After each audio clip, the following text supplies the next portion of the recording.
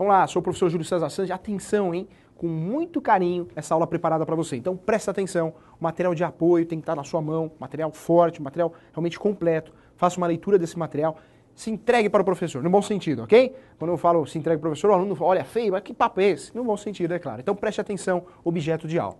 Vamos lá, quero falar com você agora a respeito da pessoa natural. Cai, certeza que cai.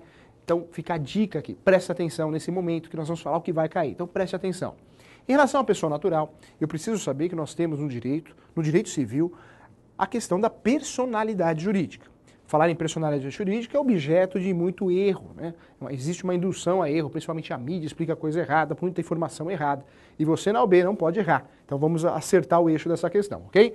Então quando a gente fala de personalidade jurídica, vem a grande pergunta. Professor, quando alguém adquire a personalidade jurídica? Com o nascimento. Então nasceu, adquire a responsabilidade e a personalidade jurídica. Quando eu falo de personalidade jurídica, ao nascer, então você adquire a personalidade jurídica. Professor, o que é nascer para o direito brasileiro? Respirar. Então nasceu, saiu do ventre materno da mãe, respirou, suspirou, pronto, nasceu. Ganhou personalidade jurídica. Quando você ganha a personalidade jurídica com o nascimento, e isso nós estamos falando da pessoa física, né, da pessoa natural, não de pessoa jurídica, depois vamos explicar essa situação também, você adquire junto com a personalidade uma série de direitos e proteções, conhecido também como prerrogativas. Entre essas proteções, ao próprio ser, né? O ser, a dignidade da pessoa humana, o nome, a imagem, então é uma série de proteções. Personalidade jurídica, a gente não pode esquecer, não só da figura que nasceu, que ganha a personalidade jurídica, mas no direito brasileiro, no direito civil, objeto de muitas questões de prova da OAB, de outros concursos da magistratura, é a figura do nascituro. O nascituro é o ser que ainda não nasceu, mas esse ser se encontra no ventre materno de sua mãe. Esse nascituro, esse nome, esse instituto, né, esse conceito que o Código esclarece, também é objeto de prova. Professor, o nascituro tem uma proteção? Sim, ele tem uma proteção. Na verdade, existe uma expectativa de nascimento, não nasceu ainda, mas já existe uma proteção em relação ao conteúdo patrimonial. Então já existe essa proteção. Tem a figura ainda do nasce morto, né? Natimorto, entre outros termos que é conhecido. É o ser que já nasce morto, né? Então, nasceu, mas nasceu morto. Então tem essa figura também, importante você lembrar, está no seu material de apoio também. Em relação ao direito da personalidade, uma coisa é personalidade. Muita gente confunde personalidade com capacidade. Personalidade, nasceu, ganhou a personalidade. Quando eu ganho a personalidade, eu também ganho uma capacidade inicial. E essa capacidade está aparecendo aqui para você na lousa. Então atenção, ó.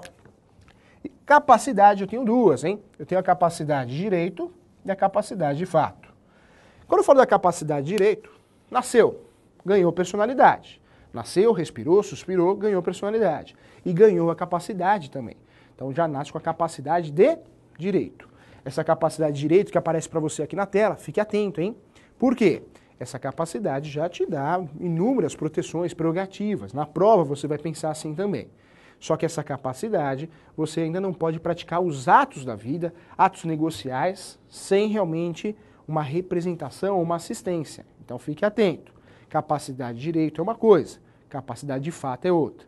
Então vamos entender. Aqui na lousa aparece para você, ó, capacidade de fato, também conhecida como capacidade, né? Aqui apareceu direito, mas na verdade de ação. Então fique atento. Essa capacidade de ação é a capacidade para prestar, né, para negociar, para praticar os atos jurídicos da vida. Então fique atento em relação a isso. Falar em capacidade, dentro da sua prova, na nossa prova, que vamos com certeza atingir o nosso objetivo, que é realmente estar na segunda fase, então conto com você na segunda fase. Vamos lá, preste atenção. Incapacidade, capacidade você já sabe o que é, existem espécies, né, de direito, de fato, personalidade nasceu, já adquire a personalidade. Quando a gente fala aqui da capacidade, é importante lembrar da figura da incapacidade. E isso é objeto de prova e sempre cai, hein? Sempre cai. Incapacidade, muito profissional, que atua na prática, erra, já começa errando. Por quê? Começa errando na própria procuração. Você sabe, você que sonha ser aprovado aí no exame de ordem para poder advogar, entre outros sonhos que você tem, o começo da relação advogado e cliente, muitas vezes começa com a procuração, a adjudícia, né? Que não precisa de reconhecimento de firma, nada disso, reconhecimento da assinatura. Essa procuração, muito advogado que não tem conhecimento disso aqui, ó, de pessoa natural, acaba errando. Acaba errando porque ele acaba errando a qualificação da procuração. e procuração, ela também é um contrato, entendeu? Acaba errando, já começa tudo errado. E aí fica aquele despacho chato, esquisito, né?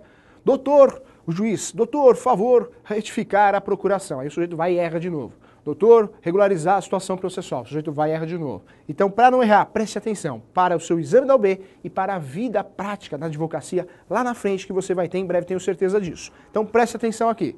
Em relação à incapacidade, nós temos que ter em mente que nós temos duas incapacidades. Então, o sujeito pode ser relativamente incapaz ou absolutamente incapaz. Professor, é importante saber isso? Demais, né? Porque isso é objeto de prova e isso é objeto de muito erro na prática. Então, preste atenção. O relativamente incapaz, essa figura, se a gente for pensar em relação à idade, aparece também outros motivos no material de apoio que o professor fez com muito carinho para você, mas o relativamente incapaz cai muito, o que mais cai e vai cair desse jeito em relação à idade. Dos 16 aos 18, o sujeito é relativamente incapaz. Relativamente incapaz. Professor, o que significa isso? Esse sujeito que tem 16 aos 18, que é relativamente capaz, ele não pode praticar os atos da vida, ou os atos negociais, sem o quê? Ser assistido. Ou seja, tem que ser o quê? Ó, desse jeito aqui, ó, para você lembrar, você que tem memória fotográfica, tem que ser assistido. E assistido por quem, professor? Pelo papai, pela mamãe, pelo representante legal. Ou o papai, ou a mamãe e o representante legal.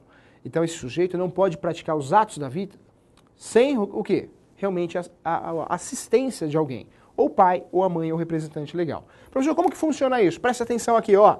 Vamos pensar numa procuração aqui, ó. Essa procuração, vamos pensar numa ação de alimentos. Alimentos, tem ação de alimentos, tem ação de revisão de alimentos, né? Eu estou tentando diminuir o valor ou aumentar o valor da pensão alimentícia. Tem a exoneração que exonera os alimentos, cancela os alimentos. Tem ainda a questão da execução de alimentos, que é cobrar uma dívida de pensão alimentícia. Pensão alimentícia que mudou muito, né? Hoje nós temos os alimentos gravídicos, então a gestante tem direito aos alimentos. Temos alimentos ainda em relação ao cônjuge, né? Então você que tira a sua esposa ou ela que tira o esposo em relação ao mercado de trabalho, cabe uma ação, né, de alimentos provisórios. Nós temos um exemplo importante aí do caso do Alexandre Pato, né, e a Stephanie Brito, a artista que saiu da Globo porque o sujeito casou com ela, o jogador falou, pode sair que eu ganho mais que você não precisa trabalhar. Depois ocorreu o divórcio. Nesse divórcio, ela pediu pensão alimentícia e conquistou esse direito. Aí parece que 36 parcelas, né, uma pensão provisória, pensão alimentícia provisória, mas conseguiu. Por quê? Porque ele tirou ela do mercado de trabalho. Em relação a esses alimentos e a incapacidade, estou fazendo isso para ficar prático e dinâmico, é importante você saber que na procuração, mesmo que seja menor, uma criança, um adolescente, na procuração, quem é o cliente do advogado? É o filho, não a mãe. E tem muito colega na prática e no exame da OAB, a questão te induz a erro, coloca lá, Joana representando o seu filho. Não é assim.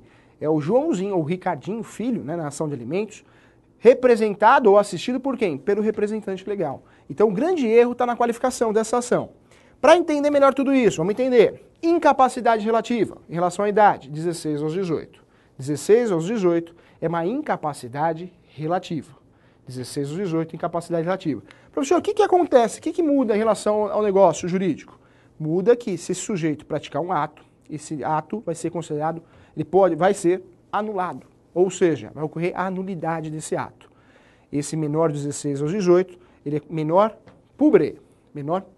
Então fique atento em relação a isso. Professor, então para dar validade jurídica, se um menor vai comprar um imóvel ou vai assinar uma procuração, esse menor de 16 aos 18 anos, ou seja, relativamente incapaz, o que eu tenho que fazer? Eu tenho que suprimir essa incapacidade. Suprimir essa incapacidade, ou seja, o papai, a mamãe ou o representante legal, quem o represente, vai assinar junto na procuração ou nesse contrato. E aí esse contrato vai ter validade jurídica. Professor, mas o menor vai comprar um imóvel? Como assim, professor? Nós sabemos que hoje, né, no mundo do funk, aí, o pessoal que gosta de funk, um menor de 16 anos facilmente compra um imóvel. O professor já teve uma situação prática, o professor é advogado militante, e teve uma situação prática e foi contratado por um menor, que eu nem conhecia nem o nome dele, não conhecia o trabalho dele, esse menor do litoral brasileiro, esse menor comprou uma baita de uma casa e contratou os meus serviços como advogado. E esse sujeito pagou os honorários, e pagou bem, deu até caixinha, hein? Deu até caixinha. Por quê? Porque tem condições para isso. Tem condições. Então, esse sujeito, ele fazia por semana 20, 25 mil, 30 mil reais por semana de show, né? Então, muitas vezes o menor tem condições sim de praticar atos da vida, atos negociais. Então pratica, jogador de futebol, entre outras situações, um herdeiro de uma grande fortuna, uma grande herança. Então, com certeza não dá pra gente jogar fora o menor. E o menor, por isso, por esse motivo, objeto de muito erro, objeto de confusão, muita gente despreza o menor. E para concurso, para exame da OAB, sempre cai. Então, fique atento. Relativamente incapaz, 16 aos 18, é relativamente capaz. O sujeito tem que ser assistido. Se praticar um ato e não for assistido, esse ato é anulável. Então, fique atento em relação a isso. Esse menor é menor publi. Então, menor publi. Nós temos a figura também da incapacidade relativa. Na incapacidade relativa, nós temos um sujeito aí menor de 16 anos. O menor de 16 anos é a capacidade absoluta, incapacidade absoluta. Menos que 16 anos, eu tenho a incapacidade absoluta. E falar de incapacidade absoluta, atenção, por quê? Para suprimir essa incapacidade absoluta, eu preciso sim, que o sujeito seja representado. Ah, professor, representado, assistido é a mesma coisa. Não é não, hein? Assistido, ó aqui, ó. Assistido, papai e mamãe tem que provar que assistiu o sujeito naquele ato, praticando aquele ato. Como que vai provar?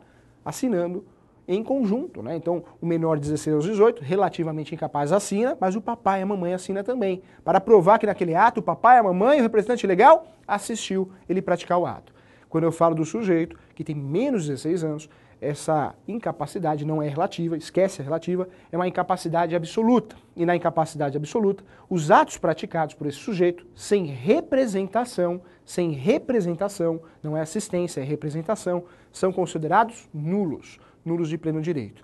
Isso, professor, é mais grave que o anulável? Sim, é mais grave porque não chega nem a existir no mundo jurídico. Então é mais grave, muito mais grave. Então fique atento em relação a isso.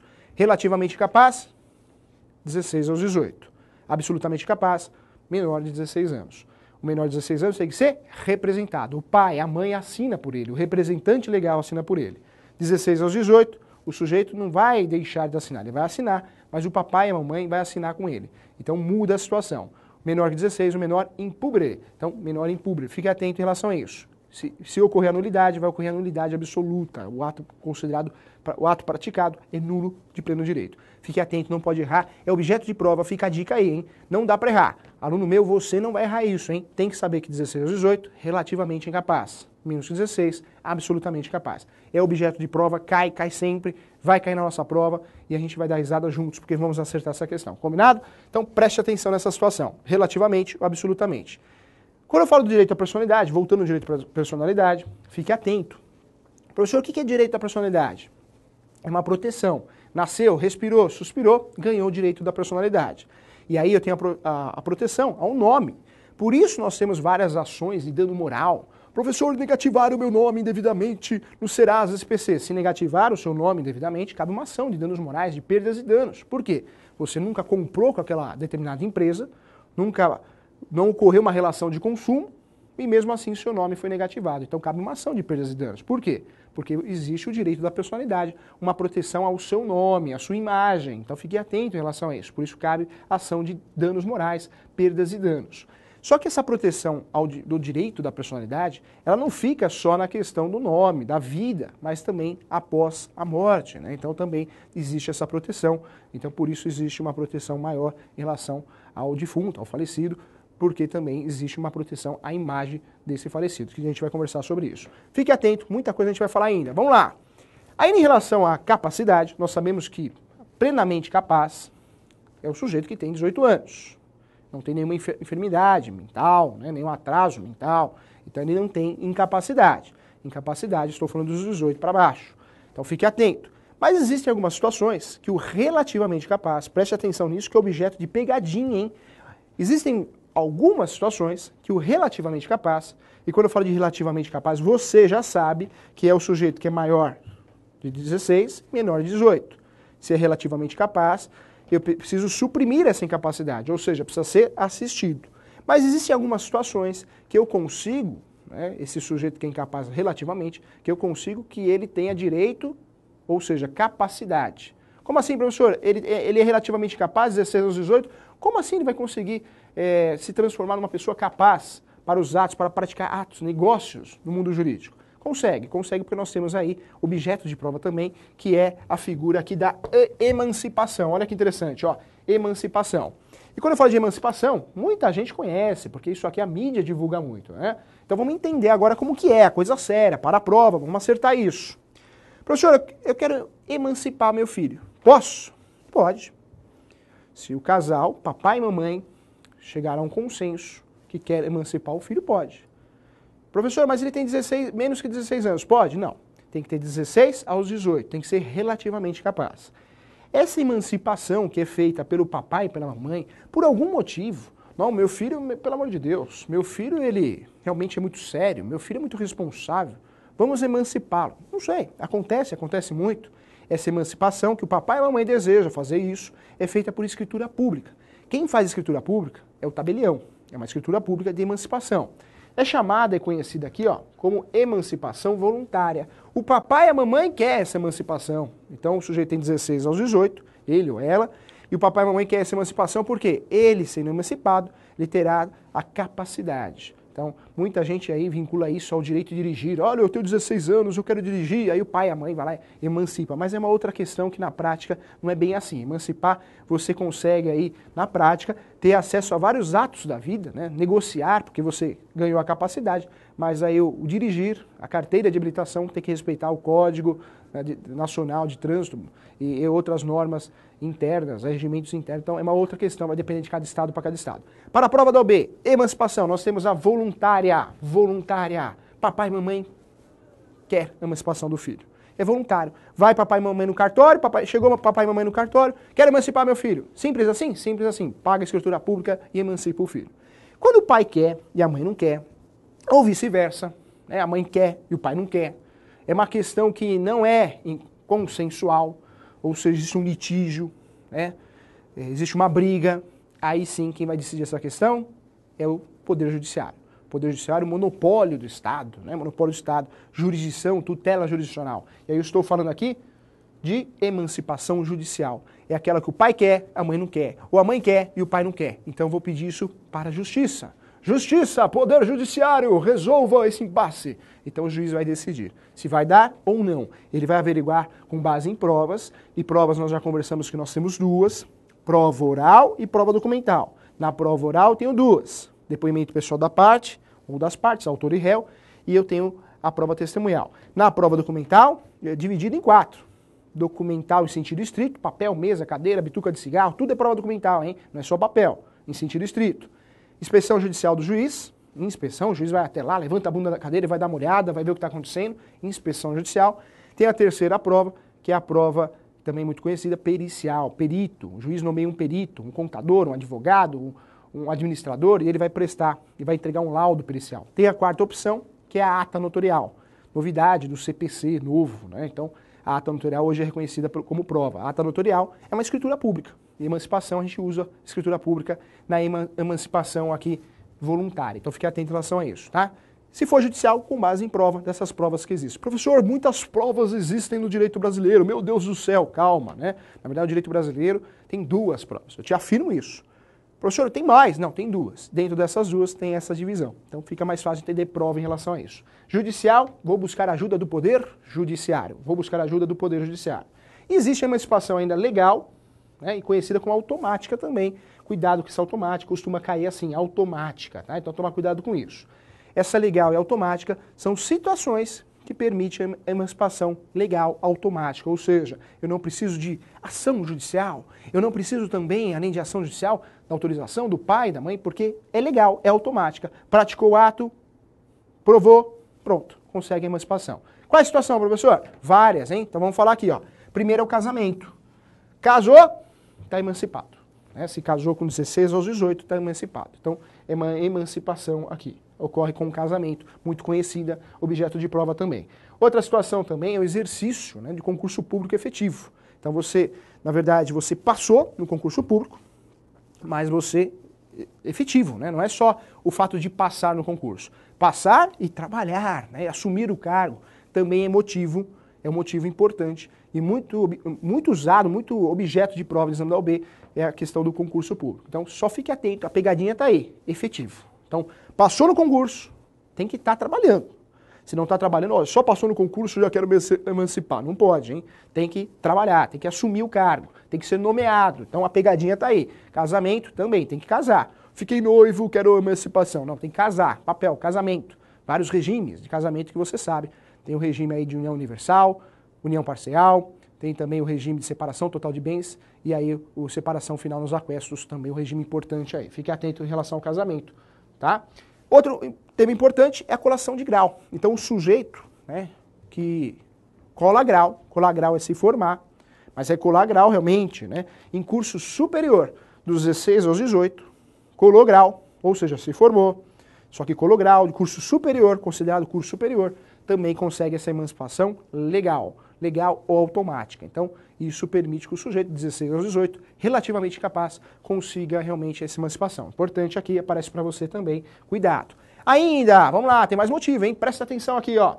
Autonomia financeira. Autonomia financeira pode ser em virtude de uma relação de trabalho, uma relação de emprego.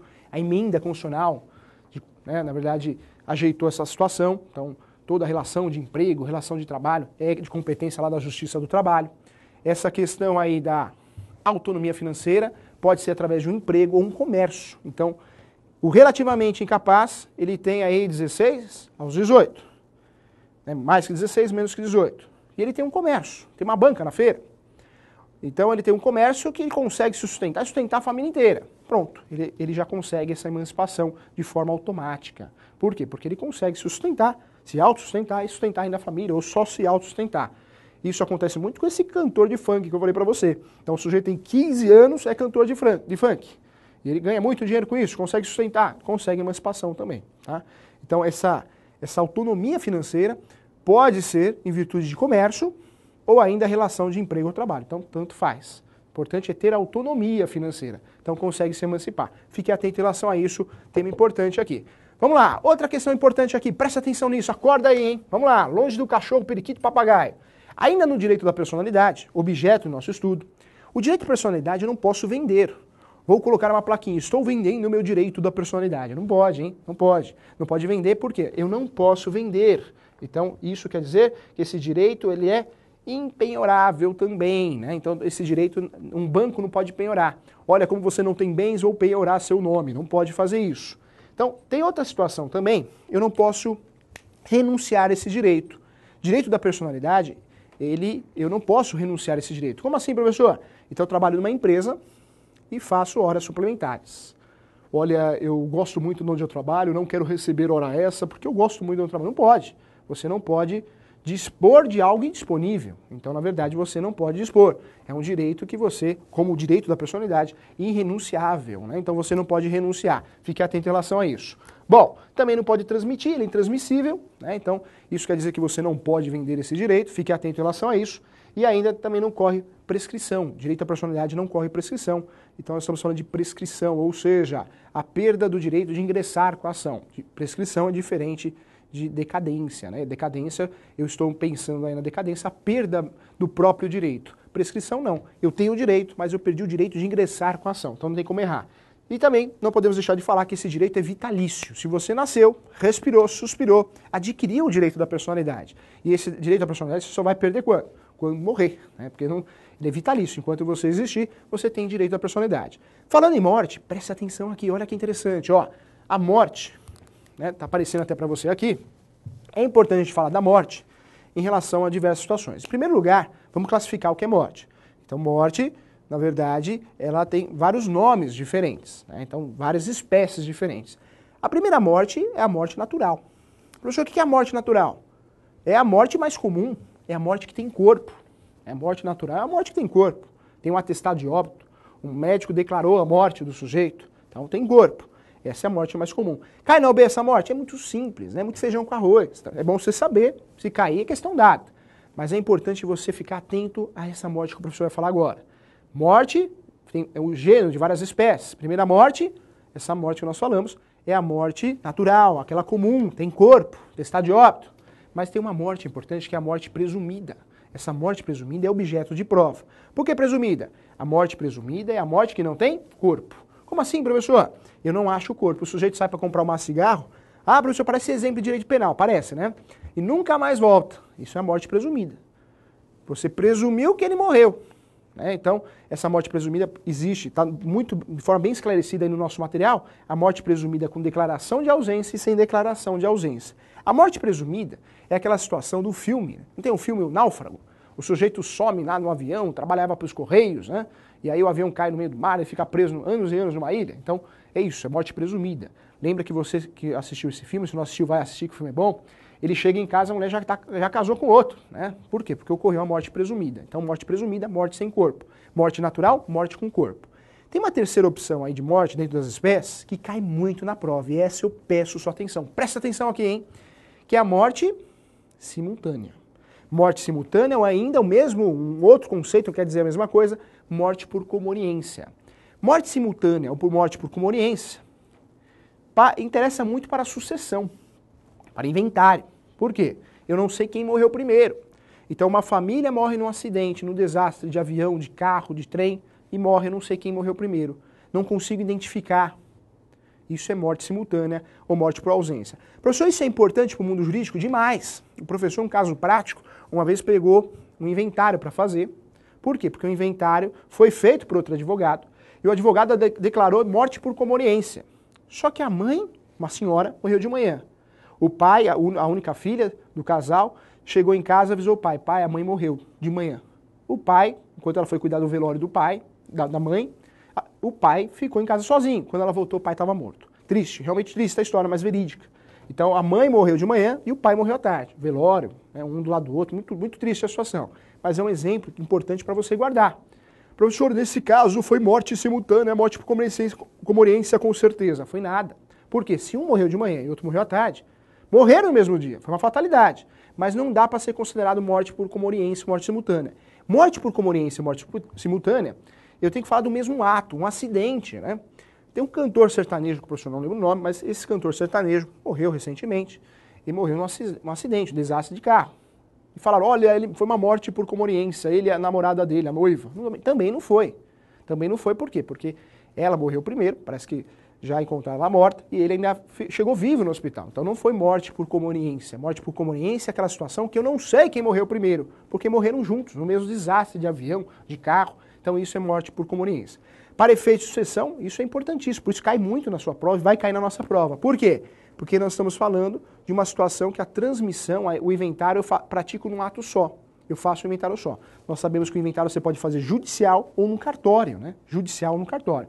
No cartório eu só não posso fazer inventário no cartório, por escritura pública, quando existe o quê? Incapaz, um meio, menor, né? Litígio. Senão eu posso fazer no cartório.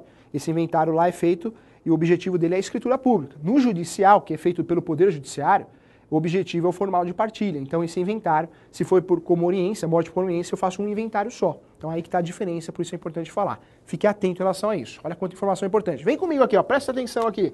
Ainda, agora sim, ó, personalidade jurídica, né, ou melhor, pessoa jurídica. Professor, o que é a pessoa jurídica? Pessoa jurídica é empresa. Eu estou acostumado, você também. As empresas têm um nome fantasia. Essa empresa tem um nome fantasia, mas tem um nome empresarial. E quando eu falo de pessoa jurídica, é um grupo de pessoas que vão se unir para prestar um serviço. Pode ter finalidade econômica ou não, essa pessoa jurídica. A primeira classificação que a gente tem que fazer, e é objeto de prova, e focando sempre no que mais cai na prova, é a classificação da pessoa jurídica de direito público e a pessoa jurídica de direito privado. É diferente, professor? Claro.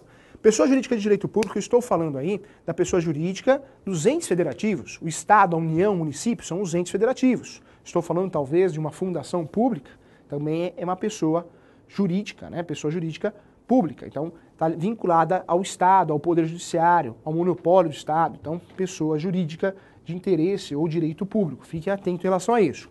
Quando eu falo dessa pessoa jurídica aqui, ó, presta atenção. Privada, eu estou falando das sociedades, né? Então tem diversas sociedades. Sociedades é empresa, só que é empresa que tem finalidade lucrativa. Nós temos diversas sociedades aí. Então está no material de forma completa também para você, mas é importante você saber essa diferença e é isso que cai na prova. Em relação à pessoa de direito público ou à pessoa de direito privado, eu preciso saber, e o processo civil usa muito isso na prática, mas é objeto do direito substancial, é objeto do direito material nosso aqui, então presta atenção. Cai na prova, vem caindo muito, é a questão da teoria da desconsideração da personalidade jurídica. Essa teoria da desconsideração da personalidade jurídica nada mais é, num processo de execução ou cumprimento de sentença, ou seja, eu estou cobrando aquilo que eu ganhei, ou eu tenho um título executivo extrajudicial para cobrar aquilo, o que eu vou fazer? Eu vou ingressar com a ação. Se a empresa não tem patrimônio para responder daquela dívida, eu peço a desconsideração. Professor, o que significa isso? Eu peço a desconsideração da empresa e vou cobrar os sócios. Esse fenômeno, essa teoria, esse instituto, chama teoria da despersonalidade da pessoa jurídica. Isso ocorre também, pode ser objeto de prova, fique atento, de forma inversa. Eu cobro a pessoa jurídica, a empresa. Depois eu cobro os sócios. Mas eu posso cobrar a pessoa física, se não tem bens e ela tem empresa no nome dela, eu cobro a empresa depois. Então isso é a teoria da desconsideração da personalidade jurídica inversa. Eu cobro primeiro o sócio, depois eu cobro a empresa. Então, na verdade, ocorreu de forma inversa. Muito assunto, muita coisa boa, hein? Tudo que foi falado aqui é objeto de prova. Preste atenção. Incapacidade sempre cai. Tem que saber relativa e absoluta. Absoluta menos que 16 anos, relativa 16 aos 18. Então não dá para errar. Conte comigo, estamos juntos para essa aprovação. Corpo docente completo, bem preparado, estamos aqui para te ajudar, hein? Todo mundo está aqui, é preparado, sabe o que vai cair e o que não vai. Então a gente traz com muito carinho, focado no que vai cair. Preste atenção, leia o material também, se entregue aos professores da casa, também? Um abraço para você.